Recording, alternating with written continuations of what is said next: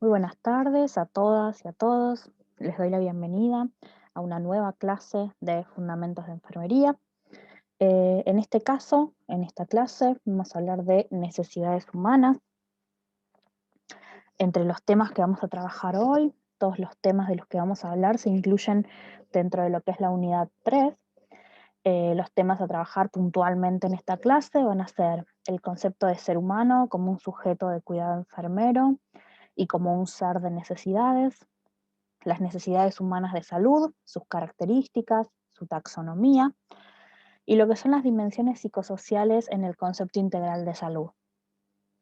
Para trabajar estos temas vamos a utilizar la bibliografía también correspondiente a la unidad 3, que van a encontrar en la sección de bibliografía, el texto 3.1, que se llama Concepto de persona, y ahí tienen todo lo que es la información bibliográfica. El texto 3.2, que se llama Construcción selectiva del concepto de cuidado.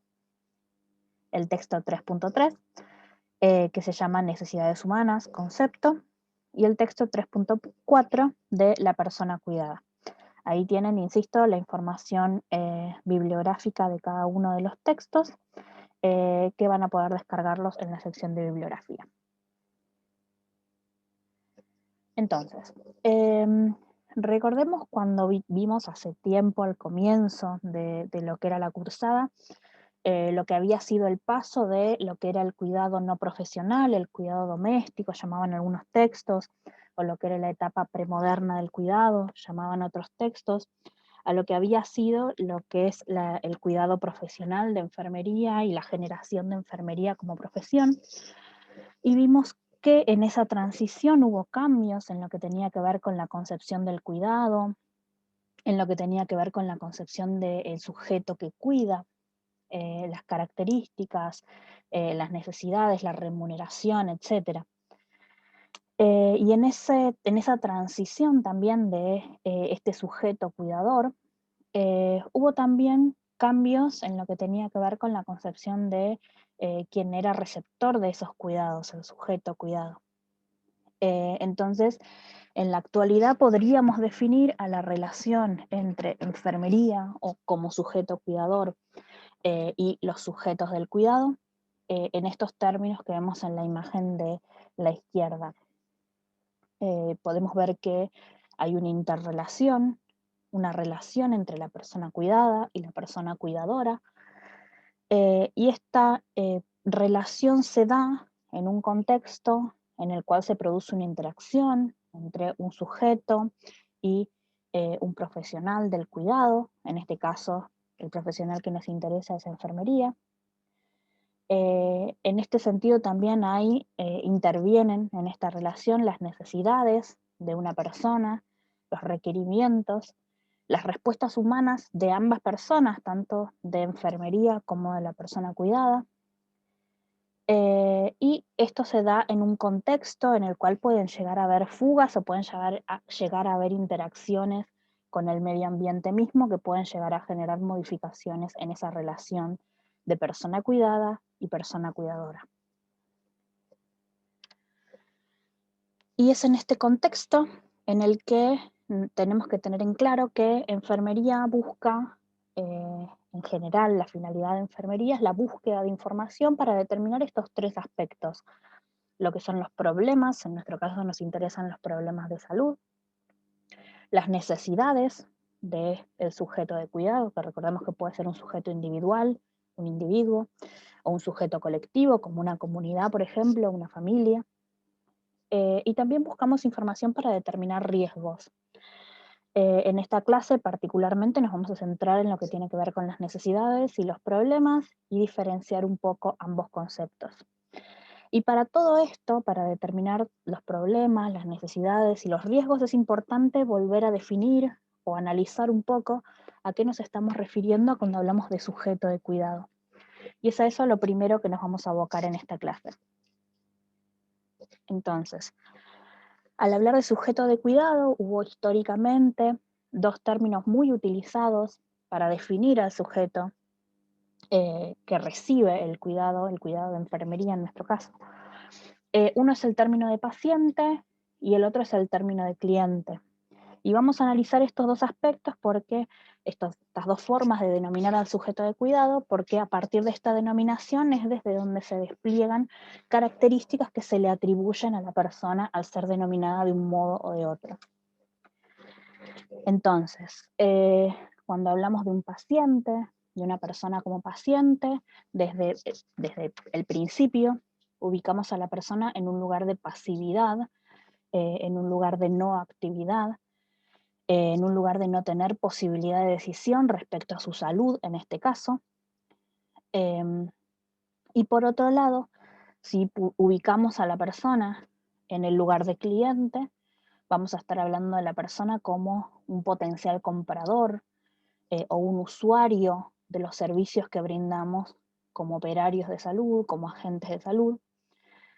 Y eso es lo que algunos autores denominan o llaman el cuidado de mostrador o cuidado de góndola, en el sentido de que se ofrece el cuidado o la actividad de cuidado como una actividad productiva más, como un producto más que puede ser comprado, que puede ser adquirido y que debe ser pagado. En este sentido, Romero nos plantea que esta forma de denominar, esta interrelación que se ha producido entre enfermería y los sujetos de cuidado, se ha visto viciado, se ha invisibilizado.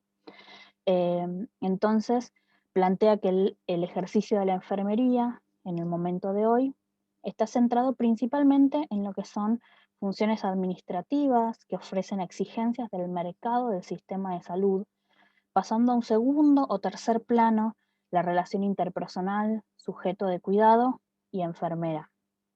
Esto Romero lo plantea en el sentido de visualizar a la persona como comprador, como usuario, como sujeto que consume, y también ver al cuidado como parte de un mercado que tiene que cumplir con determinada reglamentación y con determinadas cuestiones administrativas. Entonces, frente a estas dos denominaciones clásicas o estas dos formas naturales o más utilizadas de ver al sujeto de cuidado, surge una nueva concepción del sujeto de cuidado que no la posiciona ni como paciente ni como cliente, y es a lo que denominamos el llamado paradigma holístico, o lo que da lugar a lo que es el cuidado humanizado. Ustedes ya habrán visto alguna definición de paradigma holístico en clases anteriores, y esto surge a partir de lo que plantean los autores. Se debe reflexionar en la visión que ha predominado en nuestra profesión sobre la persona, para avanzar hacia otros paradigmas que permitan trascender más allá de la perspectiva técnico-científica, y reflexionar en el cuidado a partir de la comprensión existencial de la persona en su dimensión humana. De este modo se nos permite, se nos invita a visualizar otros aspectos de la persona en este paradigma holístico y en este cuidado humanizado, que no se han tenido en cuenta en las concepciones de la persona como cliente o de las personas como paciente, en los cuales se visualiza más aspectos fisiológicos o aspectos del proceso de salud y enfermedad. Entonces, frente a esto, lo que se plantea es una nueva visión del sujeto, y se plantea ver al sujeto como un sistema abierto en la definición física del término, en el sentido de que es un sistema que puede intercambiar elementos con otros sistemas, o que es perteneciente a un sistema mayor. En este sentido, el ser humano se considera un sistema abierto tetradimensional porque está compuesto por 4 dimensiones. Estas 4 dimensiones son la dimensión física, que ya la habíamos nombrado, la dimensión psíquica o la psiquis, el intelecto y el espíritu, plantean los autores. Y a su vez, estas 4 dimensiones, que están incluidas dentro de lo que sería la esfera del sujeto, que es la esfera más central que vemos en el diagrama, está influenciada por otras 2 esferas más grandes que la contienen y con las cuales se interrelaciona el individuo, y que se ve modificado el individuo por estas dimensiones también. Una de ellas es la dimensión de la cultura, y tiene que ver con todo aquello que la sociedad genera sobre el individuo y todo aquello que el individuo genera sobre la sociedad. Entonces, de este modo, no solo tenemos que tener en cuenta los aspectos propios del individuo, sino que también tenemos que tener en cuenta cuestiones que hacen al individuo dentro de su vida en sociedad, o las cosas que la sociedad hacen que el individuo tenga determinadas actitudes respecto de su salud, por ejemplo, que es lo que nos interesa en nuestro caso. Y finalmente, la tercera esfera, la esfera más amplia, es lo que los textos llaman la esfera de la naturaleza. Y esta esfera de la naturaleza tiene que ver con el ecosistema en el cual se desenvuelve el individuo. Entonces, no solo tiene que ver con la sociedad en tanto conjunto físico de personas, sino también con el ambiente natural en el cual se inserta esa sociedad. Entonces, de este modo, visualizamos al individuo, visualizamos la sociedad en la que se inserta y visualizamos el ambiente natural con el cual se interrelaciona también. De este modo, esta es una nueva forma de visualizar a la persona y es una nueva forma de analizar nuevos aspectos sobre el sujeto de cuidado. Entonces, en cuanto a lo que tiene que ver con la experiencia de salud y las dimensiones que puede abarcar, que dijimos que eran las tres anteriores, podemos decir que en este momento podemos definir tres dimensiones de la experiencia de salud.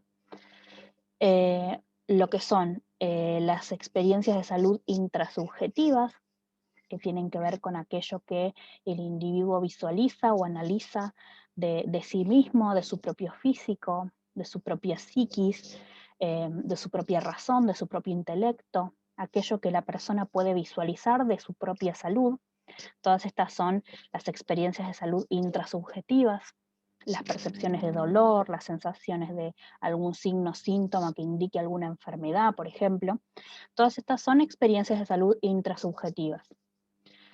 Luego tenemos, en relación a la segunda esfera, que era la esfera de la sociedad, tenemos experiencias de salud intersubjetivas, que tienen que ver con aquellas experiencias de salud dadas por la interacción de dos o más sujetos, familias, grupos, comunidades. Entonces vamos a estar hablando de cuestiones de salud que se ven influenciadas por el contexto en el cual vive la persona. Entonces, en esta esfera pueden incorporarse patologías de salud que se relacionan, por ejemplo, con el trabajo de la persona, con la relación con su familia, con la relación con sus amistades, por ejemplo. Todas estas van a ser experiencias de salud intersubjetivas. Y finalmente, teniendo en cuenta la tercera de las esferas, que era la de la naturaleza, vamos a definir también experiencias de salud extrasubjetivas, y que tienen que ver con lo sociocultural y también con la esfera o lo que tiene que ver con el ámbito natural o ecosistémico. Entonces, en este aspecto tenemos que ver también cuestiones ambientales también en cuanto a entorno físico, que pueden hacer que la salud de la persona se vea modificada. Por ejemplo, podemos estar hablando de situaciones de vivienda, situaciones económicas, situaciones de educación, o a su vez cuestiones más natural ecosistémicas, como por ejemplo situaciones de vivienda en algún lugar que tenga contaminación y eso pueda llegar a generar una patología, por ejemplo, o estar viviendo en un lugar con condiciones climáticas más adversas y eso hace que la salud se vea deteriorada. Todas esas van a ser experiencias de salud extra subjetivas y se van a relacionar con la tercera de las esferas que definimos anteriormente.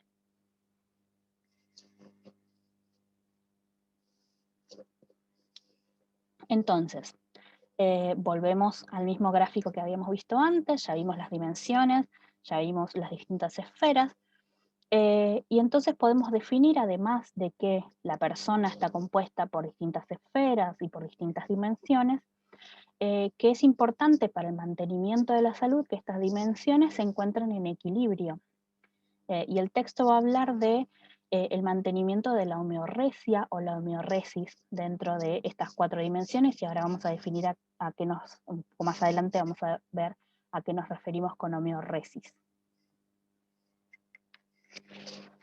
Entonces, teniendo en cuenta todo lo que venimos diciendo, se plantea una nueva visión de sujeto, un sujeto tetradimensional con 4 dimensiones a analizar.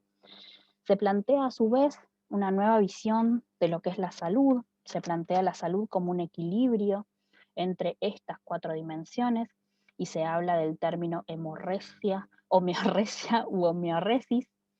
Y frente a esto surge la pregunta de plantearnos entonces, ¿qué es o qué sería desde esta perspectiva una persona que tenga una salud óptima? Y frente a esto surge la noción o el término de necesidad, que es lo que vamos a definir a continuación. Entonces, en principio sabemos que la satisfacción de las necesidades de la persona y por parte de la persona cuidada es una de las premisas de la ciencia enfermera en busca del autocuidado. Entonces, una gran parte de lo que es el trabajo en enfermería tiene que ver con la satisfacción de las necesidades de la persona. Ahora, ¿qué es lo que entendemos por necesidad? ¿Y cómo sabemos cuándo una necesidad está o no está satisfecha? En principio, lo primero que tenemos que hacer es definir a lo que llamamos necesidad, y en este sentido, el concepto de necesidad aparece como como definición en 1892, como la necesidad de hacer algo, la demanda imperativa de tener algo, y en este sentido se puede plantear como un estado de carencia fisiológica o psicológica que motiva el comportamiento hacia su satisfacción. Entonces esto se visualiza como una sensación de falta de algo, de una búsqueda de algo que no está satisfecho. Hay otras concepciones respecto de las necesidades. En este sentido, uno de los enfoques que se planteó fue el enfoque de Maslow, que es un enfoque humanista, existencialista, y lo que plantea es que la persona tiene necesidades y que estas necesidades son universales, es decir, que todas las personas tenemos una cantidad de necesidades que nos son comunes. Y a su vez lo que planteó es que estas necesidades podían organizarse de un modo determinado. De este modo planteó un sistema jerárquico de necesidades, planteó que había necesidades que eran más importantes y necesidades que eran menos importantes, entre comillas. Y de este modo, en este sistema jerárquico de necesidades, aparecía una necesidad superior. Para que aparezca una necesidad superior o una necesidad menos importante, entre comillas, primero se tienen que satisfacer las necesidades anteriores que se encuentran más abajo en su diagrama que vamos a ver ahora. Entonces, planteó que las necesidades se van a dividir en principio en 2 grandes grupos, lo que son las necesidades básicas y lo que son las necesidades de desarrollo o metanecesidades o enfermedades o necesidades superiores. Entonces, este es el diagrama de las necesidades presentado por Maslow. Como les decía, planteó distintos estamentos de necesidades y estas necesidades se organizan por importancia desde abajo hacia arriba, es decir, abajo están las necesidades básicas, necesidades consideradas más importantes por Maslow, y son aquellas necesidades que considera el autor que deben ser satisfechas antes de poder ocuparnos de las necesidades de desarrollo, lo que son las necesidades superiores. Entonces, en el primero de los estamentos, en el de más abajo, se encuentra todo lo que son las necesidades fisiológicas, lo que tiene que ver con la respiración, la alimentación, el descanso, el sexo, la homeostasis entendido en términos biológicos, ¿no? Como equilibrio interno del cuerpo. Entonces, estas actividades, estas necesidades eran las primeras que tenían que estar completamente satisfechas para poder acceder a la satisfacción de todas las otras necesidades. A continuación se encuentran las necesidades de seguridad no solo física, sino también de recursos, seguridad familiar, seguridad de salud. Posteriormente están todo lo que tienen que ver con las necesidades de afiliación o de contacto con otras personas. Entonces en este espacio se encuentra lo que tiene que ver con las amistades, el afecto, la intimidad sexual. Y luego comienzan las necesidades de desarrollo, que como dijimos, se busca la satisfacción de estas necesidades una vez que estén satisfechas todas las anteriores. Dentro de estas necesidades de desarrollo se encuentran las necesidades de reconocimiento, y tienen que ver con el autorreconocimiento, con el reconocimiento de la persona de su propia valía, la confianza, el respeto, el éxito, y finalmente están las necesidades de autorrealización, que son las más elevadas dentro de lo que es la pirámide de Maslow. Dentro de este tipo de necesidades de desarrollo se encuentra la moralidad, la creatividad, la falta de prejuicios, la resolución de problemas, entre otras.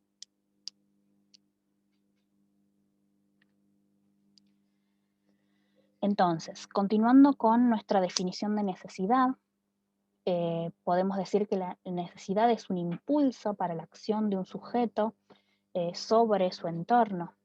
Entonces, esto nos genera un nuevo concepto, que es el de matriz de necesidades o estructuras necesitantes. En este sentido, podemos decir que una persona no tiene únicamente una necesidad, sino que tiene una matriz de necesidades, tiene muchas necesidades que se entrelazan entre sí y que, como planteó Maslow, habían algunas necesidades que eran más necesarias o más importantes y otras necesidades que eran menos importantes, entre comillas, o que se encontraban supeditadas a la satisfacción de otras necesidades en primer lugar. Y en este sentido surge la concepción de ver a los seres humanos como estructuras necesitantes. Entonces, en este sentido, todo lo que sean intervenciones de enfermería van a repercutir tanto en el sujeto de atención como en el profesional en forma dinámica, interactiva y recíproca. Porque como vimos, así como el individuo, el sujeto de cuidado, tiene sus necesidades, también las tiene la persona que cuida. Entonces, de este modo, estas necesidades van a ser recíprocas y estas necesidades pueden ir cambiando, es decir, que pueden ser dinámicas. Entonces, en este sentido, la necesidad aislada o una necesidad aislada va a carecer totalmente de relevancia profesional, tomando en cuenta el concepto de matriz de necesidades, si no somos capaces de relacionar la necesidad específica con el complejo entramado de necesidades restantes, sentidas, expresadas y normativas, y ahora vamos a ver a qué nos referimos con cada una de ellas, si no logramos encontrar el sentido de esa necesidad en lo que es el contexto de la matriz de necesidades de la persona, difícilmente vamos a poder realizar una intervención sobre la salud de esta persona.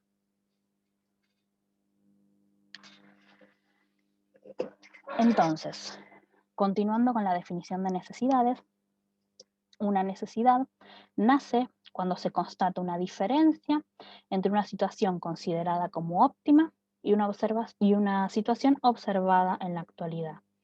Esa diferencia que se desea reducir es lo que marca la insatisfacción de la necesidad. Entonces, en este sentido tenemos que tener en cuenta que hay una concepción de lo que debería ser, de lo que la persona piensa que debería tener o que debería hacer o que debería poder hacer o a lo que debería poder acceder. Y esa visión de lo que debería ser se contrapone con su realidad. Y esto hace que la persona tenga una percepción de falta de algo para llegar a satisfacer esa necesidad. Y esto es lo que genera en la persona la sensación de insatisfacción. Y en este sentido, les dije que íbamos a analizar lo que tenía que ver con el concepto de homeoresis, en lo que tiene que ver con la salud. Podemos llegar a definir a la necesidad, en nuestro caso de atención, como esa línea punteada que vemos que sube y baja.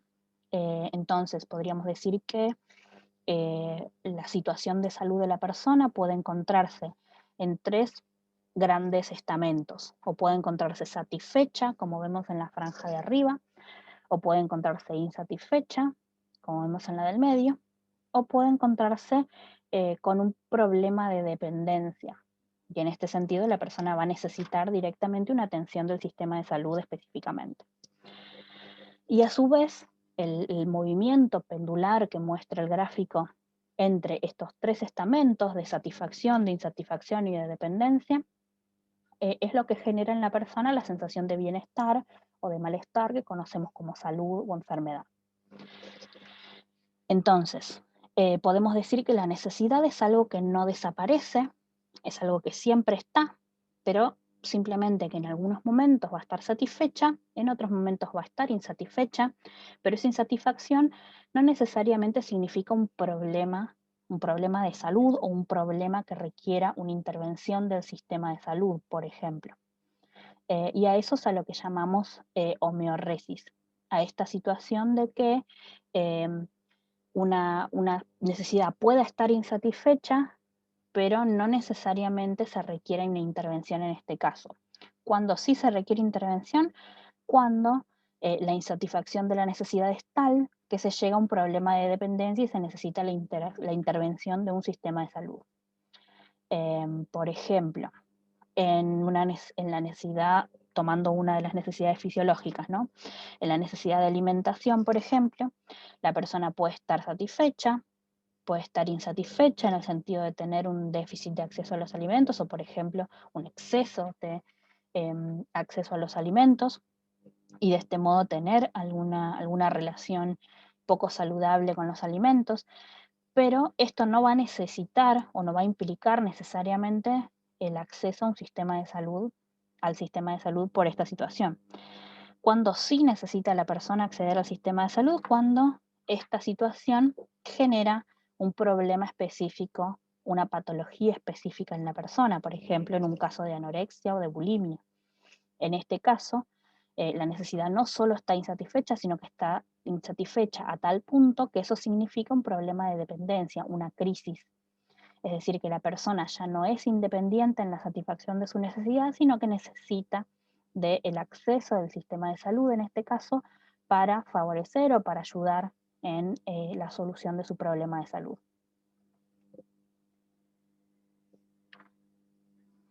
Entonces, estas diapositivas lo que hacen es explican lo que era el gráfico anterior. Entonces, en el continuum, bienestar, malestar, dependencia e independencia que describimos anteriormente, la persona cuidada se mueve en forma cíclica por periodos, por etapas. Por encima de la satisfacción encontramos aquellas necesidades que han sido satisfechas, lo que nos aproxima a una sensación de mayor bienestar. No obstante ello, estas necesidades no desaparecen, como habíamos dicho anteriormente, sino que permanecen latentes en nuestra persona. Son un componente esencial de nuestra humanidad. Por debajo de esa línea se encuentran las necesidades que no han podido ser satisfechas, pero que sin embargo no destruyen nuestro equilibrio. La persona sigue estando en equilibrio, aunque haya una necesidad que no esté del todo satisfecha. Entonces, esto nos genera una nueva visión respecto de la necesidad. No implica necesariamente o no es un sinónimo de problema de salud, sino que es una característica latente en la persona que puede estar más o menos satisfecho, que puede generar mayor o menor grado de bienestar o de malestar, pero que siempre se va a encontrar presente. Podemos entonces estar aplicando mecanismos de defensa o estar sustituyendo las necesidades por otras cuando estas necesidades se encuentran insatisfechas. Pueden ser tan pequeñas que no afecten siquiera nuestra sensación de bienestar. Puede ocurrir que la enfermedad, que la necesidad pase desapercibida en nuestro estado de bienestar, aunque de hecho nos colocan en un grado inferior de bienestar. Cuando la suma de las necesidades insatisfechas o bien el aumento de su tamaño de las necesidades que probablemente antes pasaban desapercibidas y ahora no, o su prolongación en el tiempo, atentan contra nuestra homeoresis, contra nuestro equilibrio, nos obligan a descender de nivel instalándose en la franja de problemas reales o problemas de dependencia, como describimos anteriormente, cuando la necesidad llega a tal estado de insatisfacción que la persona ya no puede restablecer su equilibrio o satisfacer su necesidad por sus propios medios, sino que necesita de la intervención del sistema de salud.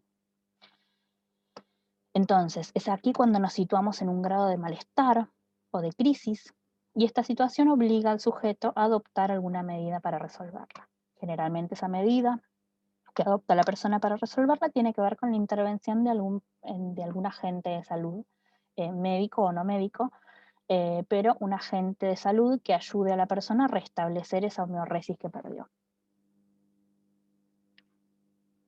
Entonces, vamos a definir de qué hablamos cuando hablamos de estructura necesitante, que ya lo nombramos anteriormente.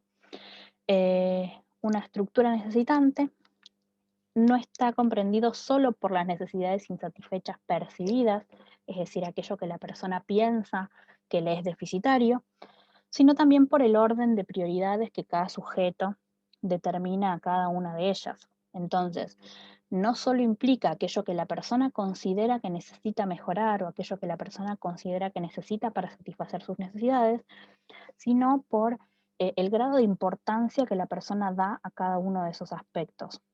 Puede ocurrir que esa visualización de las necesidades o esa priorización de las necesidades sea distinta a lo que nosotros consideramos que debería ser.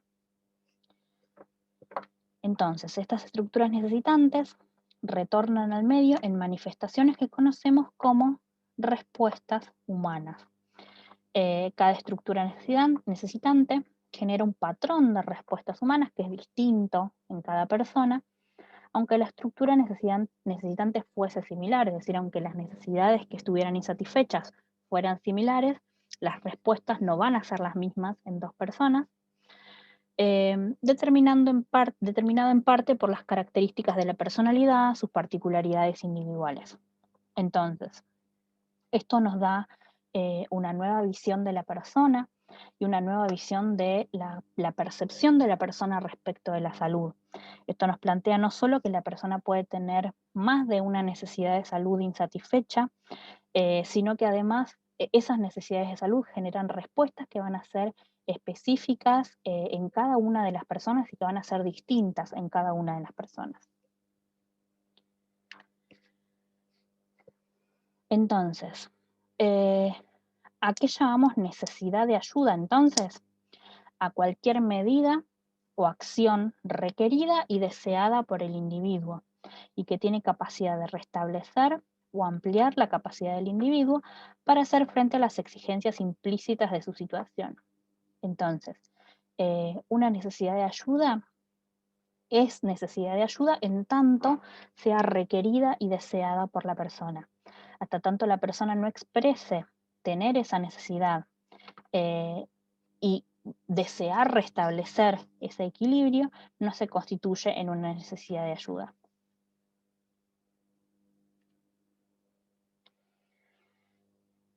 Entonces, es importante para enfermería que la necesidad de ayuda se base en la percepción del individuo sobre su propia situación.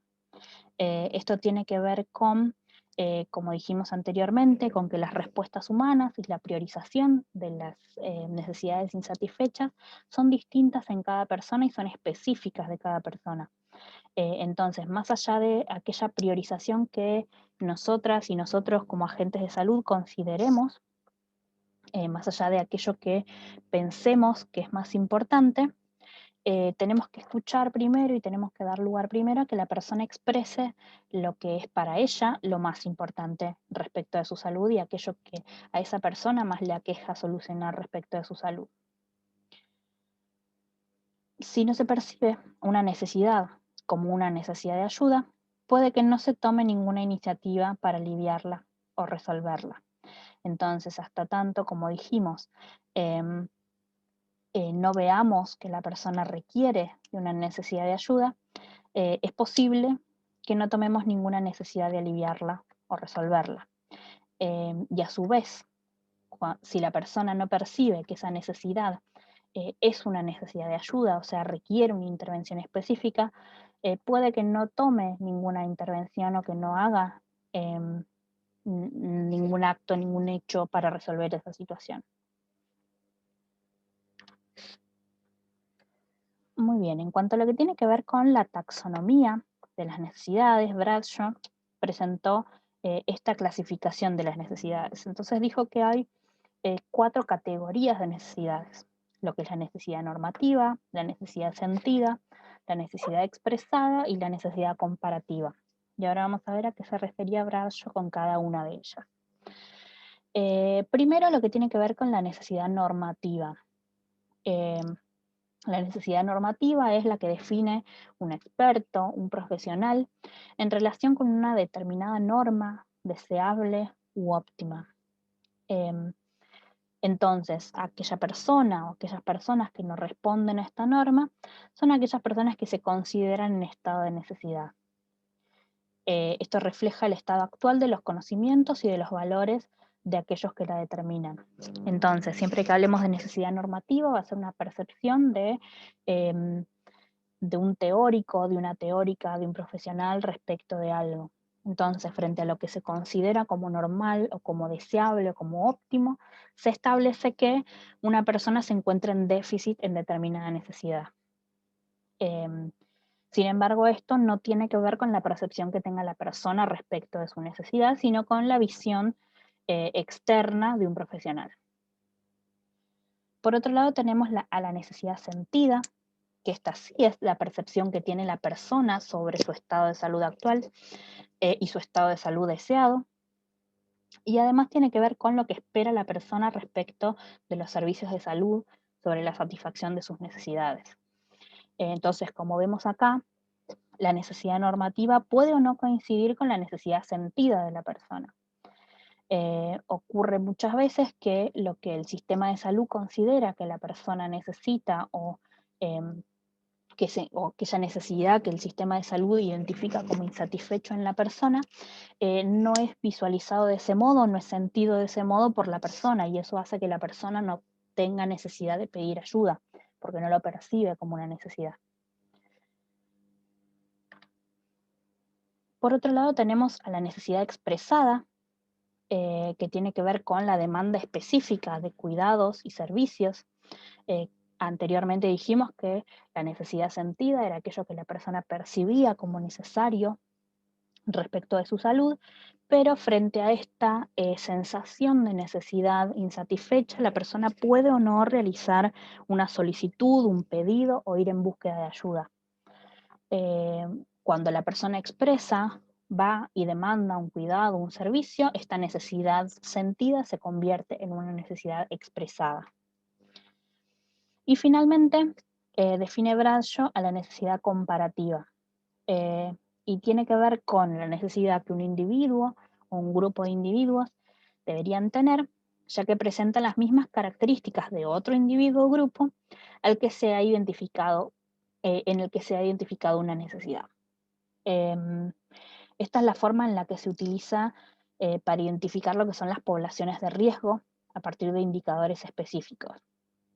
Por ejemplo, si uno dice, bueno, es considerado factor de riesgo, por ejemplo, para la generación de patologías coronarias, como hipertensión arterial, por ejemplo, antecedentes de hipertensión, personas con una vida sedentaria y con exceso de peso, por ejemplo. Entonces uno considera que esas personas tienen riesgo de padecer esto. Entonces todas las personas que tengan esas características, en comparación con las personas que tienen hipertensión y tienen esas características, deberían tener esta necesidad. Eso es a lo que llamamos necesidad comparativa. En comparación con otras personas con características similares, esta persona debería tener estas necesidades. Nuevamente es una visión externa y es una visión de una profesional, un profesional, un grupo de profesionales, y no la visión de la persona específicamente.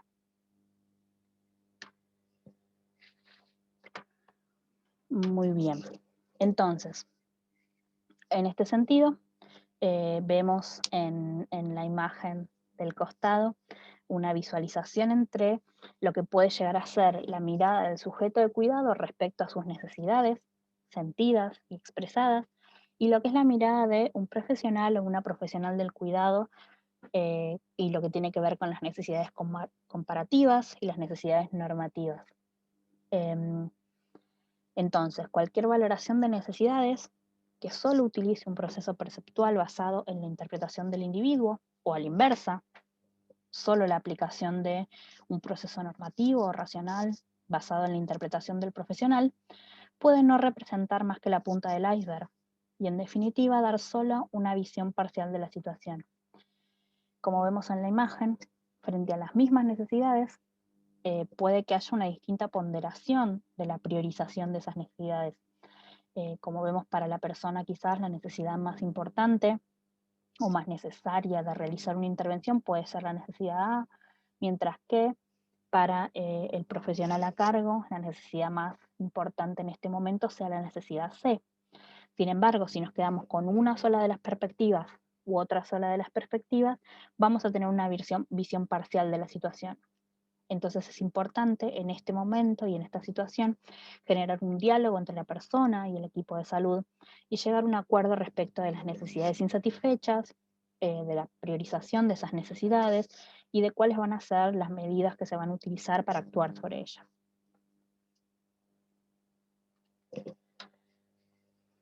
Y en este sentido, Donabedian nos plantea que el éxito de una planificación en salud, va a depender del grado de convergencia entre estas dos perspectivas de la necesidad, la perspectiva del sujeto y la perspectiva del equipo de salud. Y para ello la disciplina enfermera ha desarrollado el concepto de respuestas humanas, definidas como el fenómeno que preocupa al enfermero o a los enfermeros o a las enfermeras. Y tiene que ver con esta visión de, frente a una misma necesidad, cuáles son las respuestas o qué es aquello que exterioriza a la persona en relación a las necesidades insatisfechas. Entonces, las respuestas humanas son características particulares y únicas que cada persona tiene y de cada persona, y de su forma irreproducible de manifestarse ante un estímulo del entorno, como dijimos, frente a las mismas necesidades insatisfechas, frente a las mismas problemáticas de salud, frente a las mismas circunstancias, las personas van a tener respuestas distintas. Y es en estas respuestas distintas y en esta percepción distinta de lo que es el mundo en donde realmente podemos actuar como agentes de salud. Entonces, en lo que tiene que ver con las respuestas humanas, podemos encontrar dos grandes grupos de respuestas humanas, lo que son las respuestas funcionales y las respuestas disfuncionales. Comenzando primero con lo que son las respuestas funcionales, vamos a definir a las respuestas funcionales como aquellas respuestas que conllevan a un enriquecimiento del sujeto desde el punto de vista de su interacción con el entorno, a fin de afrontar sus experiencias de salud de forma fructífera. Es decir, son aquellas reacciones que tiene la persona frente a una situación de estrés, una situación de enfermedad, una situación de déficit en la satisfacción de una necesidad, y que hacen que la persona pueda afrontar esa situación obteniendo un buen resultado, obteniendo buenos frutos a partir de ello. Entonces, entre las respuestas humanas funcionales encontramos, por ejemplo, las respuestas adaptativas, que son aquellas respuestas que hacen que la persona se pueda adecuar de manera más rápida a una nueva situación, a una situación de salud dificultosa. Entre ellas se encuentran, por ejemplo, la asimilación rápida de información, la actitud crítica, la capacidad de regular las actividades cotidianas, como por ejemplo las comidas o el sueño, una actitud de apertura y comprensión hacia la diversidad y la particularidad, por ejemplo. Todos estos son ejemplos de actividades adaptativas, de respuestas adaptativas que hacen que las personas se adecúen más rápidamente a situaciones de salud. Por otro lado, tenemos a las respuestas humanas equilibrantes, que son aquellas que hacen que la persona evite que se pierda la homeoresis. Dijimos que la homeoresis era el equilibrio entre las dimensiones de la persona y la situación de satisfacción o insatisfacción de una necesidad. Entonces, desde el punto de vista de las conductas, por ejemplo, un adecuado manejo del tiempo libre, una adecuada utilización del ocio, de la realización de, por ejemplo, actividades físicas o actividades llamadas sublimadoras de energía, como puede ser, por ejemplo, el arte, hacen que la persona sea capaz de evitar de algún modo, de manejar de algún modo la situación de insatisfacción de una necesidad y evitar perder el equilibrio.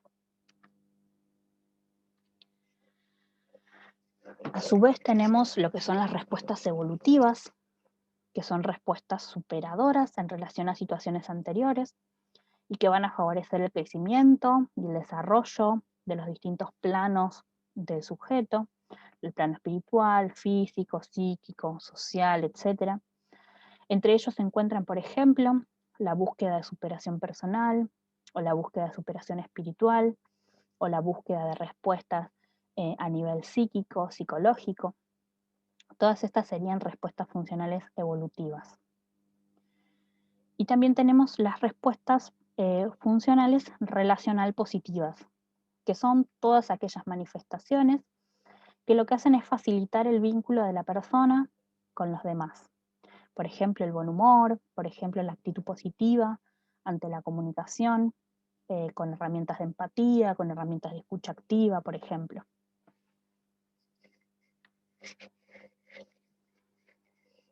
Luego tenemos las respuestas defensivas, que son las manifestaciones del organismo o de la conducta que están tendientes a proteger a la persona, al individuo, de determinados obstáculos. La acción dentro de los parámetros normales del sistema inmune, la integridad de los tegumentos, las reacciones ante situaciones estresantes son ejemplos de respuestas humanas defensivas que lo que hacen es proteger al individuo de los obstáculos. Por otro lado, tenemos a las respuestas humanas compensatorias, que lo que hacen es, frente a una situación de insatisfacción de una necesidad o de déficit de una necesidad, lo que hace es suplir esa necesidad por otra similar, y de ese modo se minimiza el sentimiento de frustración de la persona por tener una necesidad insatisfecha. Esto no se trata de una actitud conformista o de resignación, no es que la persona se olvida de la insatisfacción de esa necesidad o se resigna simplemente a la falta de la misma, sino que es un tipo de particular de respuesta adaptativa en el cual la persona, frente a la imposibilidad de satisfacer determinada necesidad, lo que hace es compensarlo buscando la satisfacción de otras necesidades similares hasta tanto pueda satisfacer la necesidad principal. Y por otro lado vamos a hablar de lo que son las necesidades disfuncionales. Las respuestas humanas disfuncionales son, por ejemplo, las respuestas de negación. Primero, recordemos que las respuestas humanas disfuncionales son aquellas que no conducen a la consecución del bienestar de la persona, sino que lo que hacen es profundizar el problema vivenciado por la persona, a diferencia de los anteriores, que lo que hacían era el afrontamiento y la búsqueda de que ese afrontamiento sea fructífero. En el caso de las respuestas disfuncionales, no se conduce a un bienestar, sino a un mayor malestar de la persona. Ahora sí, las respuestas humanas de negación lo que implica es que la persona niegue la situación que se encuentra viviendo, la situación de salud o de insatisfacción que se encuentra viviendo, y al negarlo, al no visualizarlo, esto impide a la persona no solo su correcta intervención, sino también la resolución del problema, en definitiva. Estos sistemas, estas respuestas de negación, pueden actuar como mecanismos de defensa durante un tiempo, durante el primer tiempo, frente a una situación muy estresante o una situación de salud que a la persona le cuesta afrontar, pero si eso se mantiene a lo largo del tiempo, puede generarse o puede convertirse en una barrera infranqueable, es decir, en una situación que la persona no pueda superar y en la cual el sistema de salud no pueda intervenir. Por otro lado, se encuentran las respuestas autodestructivas, que son todas aquellas respuestas que lo que van a involucrar es un daño explícito, es decir, visible, o un daño tácito, a la integridad física, a la integridad psíquica o la integridad espiritual del sujeto. Entre ellas se encuentran, por ejemplo, la automutilación, el intento de suicidio, la autoflagelación. Son todas aquellas circunstancias en las cuales la persona se provoca un daño a sí misma.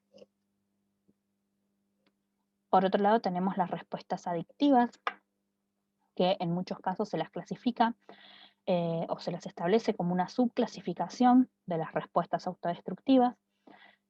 Y en este caso encontramos, o en este ámbito encontramos a todas las relaciones patológicas entre la persona y cualquier elemento que pueda convertirse en elemento adictivo, ya sea una sustancia, un objeto, una persona, una actividad, un vínculo. Entonces encontramos dentro de estas respuestas disfuncionales, adictivas, por ejemplo, a lo que es el hábito tabáquico, el tabaquismo, el alcoholismo, la bulimia, la automedicación, la compulsión al trabajo, compulsión al juego, etc. Por otro lado, se encuentran las respuestas humanas desequilibrantes, que son los modos de reaccionar que desembocan en desarreglos de la homeoresis de la persona, forzando las situaciones de extrema tensión, de estrés, de sobrecarga física, de sobrecarga emocional. Por otro lado, tenemos a las respuestas involutivas, que son aquellas que hacen que la persona retroceda en su proceso de maduración. En esta categoría encontramos a los comportamientos retrógrados. En cuanto a lo que se refiere a la etapa evolutiva, abandono de costumbres positivas o de hábitos positivos, pérdida de fortalezas que favorecían el bienestar, etc. Una de las formas más conocidas y más visuales quizás de este tipo de reacciones involutivas pueden ser el caso de aquellos niños que, por ejemplo, habían logrado tener un control de esfínteres y luego frente a una situación de mucho estrés o una situación de mucha tensión, lo que se hace o lo que el cuerpo genera como modo de defensa en la criatura es una involución en ese control que se había logrado.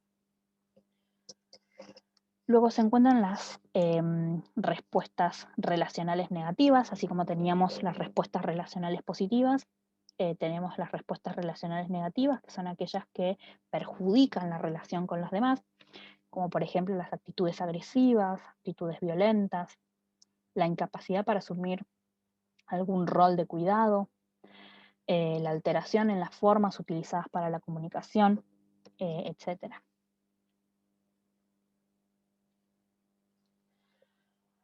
Luego tenemos las respuestas invalidantes, y las respuestas invalidantes tienen que ver con una situación de abandono de la propia persona, aquella situación en la que la persona siente que no puede realizar un avance.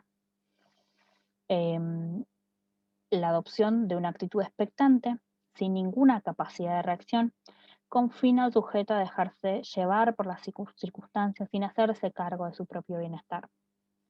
Esta situación invalidante puede deberse a una extrema desesperanza, a un desasosiego, al temor, al pánico paralizante, a la incertidumbre, falta de voluntad, etc. Son todas aquellas circunstancias que hacen que la persona, frente a determinada situación, sienta que no puede reaccionar.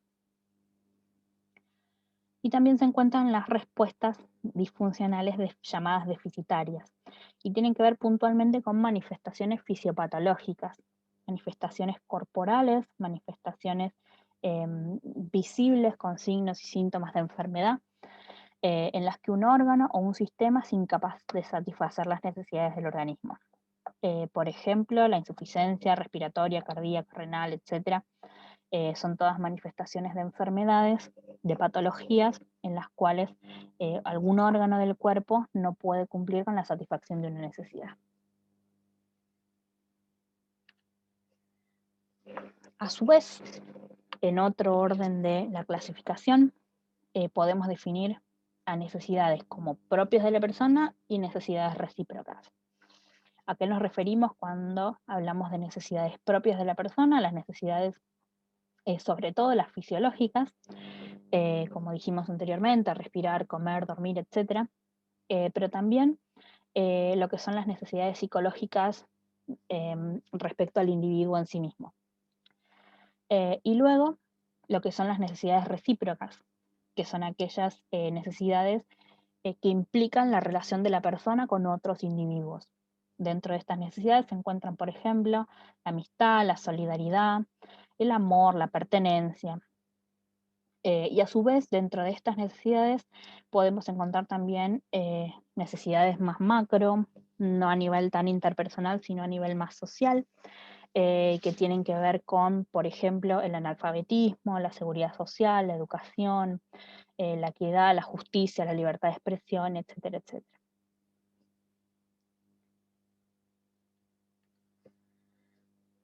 Entonces, se preguntarán hasta este momento para qué nos va a servir entonces o para qué me sirve a mí como futuro profesional de la salud, profesional de enfermería, conocer y entender sobre las necesidades y conocer sobre las respuestas humanas. Y esto tiene que ver con la realización de lo que llamamos el proceso de atención de enfermería. Como dijimos anteriormente, las necesidades pueden estar insatisfechas, pueden llegar al límite de la dependencia y ese es el momento en el cual intervenimos como profesionales de salud, pero también podemos intervenir en situaciones en las cuales la necesidad está insatisfecha pero no llega al punto de una crisis. O también podemos intervenir en el momento en el que una necesidad se encuentre satisfecha, o sea que haya un grado de bienestar, pero podemos ayudar a la persona a obtener un grado de bienestar mayor. Todo esto lo vamos a expresar, lo vamos a establecer, lo vamos a poner por escrito y lo vamos a analizar en nuestro proceso de atención de enfermería, el PAE. Recordemos que este proceso de atención, ya lo vamos a ver más en detalle más adelante, pero a partir de este proceso de atención, de esta forma lógica de incorporar el conocimiento, de estructurar el conocimiento y de organizar también el accionar diario, a partir de ella es donde obtenemos nuevo conocimiento de enfermería y es a partir de la cual vamos construyendo el cuerpo de conocimientos propios de enfermería. Entonces, a partir de conocer las necesidades, a partir de conocer la variedad de respuestas humanas que puede llegar a haber en relación a la insatisfacción de una necesidad, es que nosotros vamos a poder establecer nuevas intervenciones o mejores intervenciones para el cuidado de una persona, de un individuo, de una familia, de una comunidad.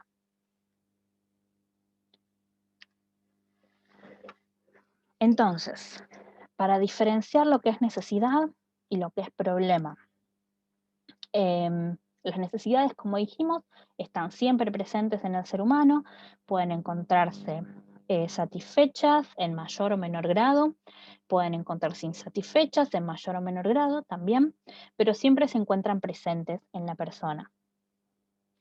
Muchas veces las necesidades pueden concebirse en una situación en la que no se ha detectado un problema, es decir, puede que visualicemos una necesidad en una persona, pero no necesariamente haya un problema, una problemática de salud que deba ser abordada desde el sistema de salud, por ejemplo.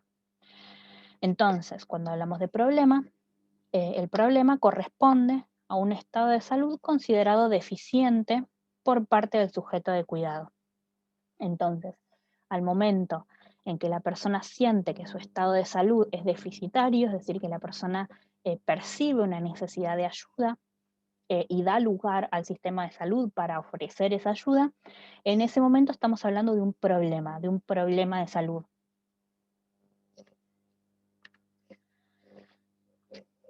Entonces,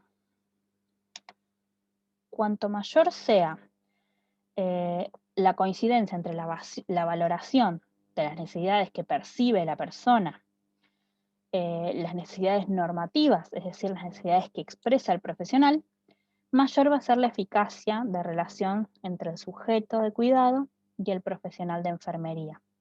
Como dijimos anteriormente, va a haber necesidades visualizadas por la persona, va a haber necesidades visualizadas por el entorno de salud, y en cuanto mayor encuentro busquemos entre ambos grupos de necesidades, mayor capacidad vamos a tener de analizar las respuestas de esa persona y establecer intervenciones acordes a esa persona, y mayor posibilidad de éxito vamos a tener en el plan de cuidados que establezcamos.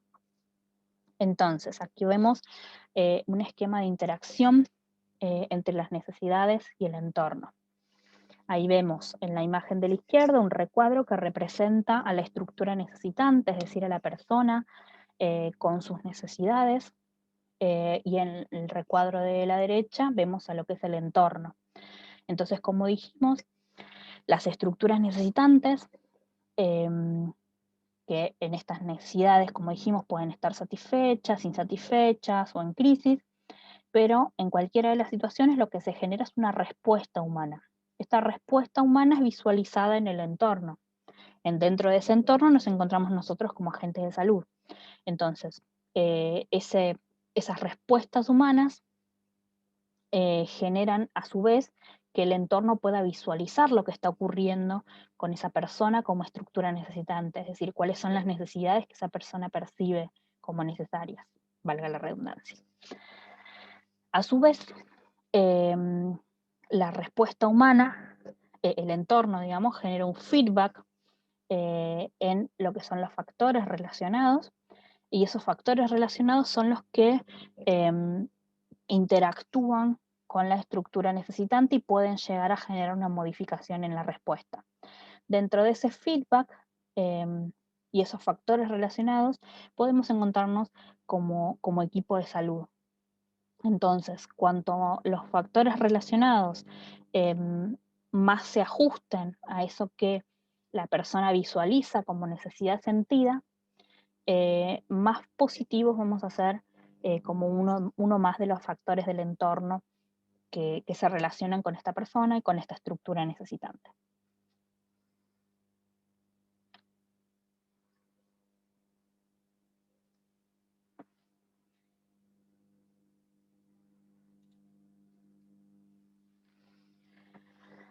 Entonces, para ir terminando, quería dejarles una frase de uno de los textos, que es el de Jiménez Trujillo, que se llama El concepto de persona como determinante del cuidado. Luego de todo lo que vimos, de esta nueva visualización de la persona, del análisis de las necesidades, de entender que nuestras necesidades normativas no van a ser necesariamente las mismas que las necesidades sentidas y expresadas de la persona, y en esta búsqueda de encontrar una coincidencia entre lo que la persona necesita y aquello que yo puedo ofrecer como profesional de la salud, quería que nos quedáramos con esta frase, que como equipo de salud, como profesionales de la salud, deberíamos construir una asistencia para cada persona y no ajustar a la persona a nuestro cuidado. Es decir, no quedarnos con aquella visión que tenemos respecto de lo que debe ser la salud, respecto de lo que deben ser la satisfacción de las necesidades, sino, en primer lugar, sentarnos y escuchar y percibir aquello que para la persona es más importante, o aquello que para la persona es más prioritario en ese momento. Y de este modo, como dijimos, hay mayor probabilidad de que la persona nos escuche y nos perciba como parte de la solución de su situación de salud. De otro modo, si nosotros intentamos imponer nuestra visión respecto de las necesidades por sobre las necesidades que la persona percibe como importantes, puede ocurrir no solo que haya un desfasaje entre los criterios de uno y de otro, sino que en un fin último, o en el peor de los casos, la persona no nos dé lugar en ese espacio, no nos dé lugar a intervención, no nos haga caso en lo que estamos sugiriendo o en lo que estamos planteando, y eso podría llegar a generar que la persona disminuya aún más su estado de bienestar. Entonces, no ajustar a la persona a nuestro cuidado, sino nosotros tratar de buscar una asistencia personalizada para cada individuo. Bueno, muy bien, hasta aquí llegamos por hoy. Fue cortita esta clase. Muchas gracias por su atención. Como saben, tienen toda la bibliografía disponible en la sección de bibliografía. también tienen disponible lo que lo que es el cuestionario correspondiente a esta clase. Muchas gracias por su atención nuevamente y nos encontramos en la próxima clase o en las clases de consulta.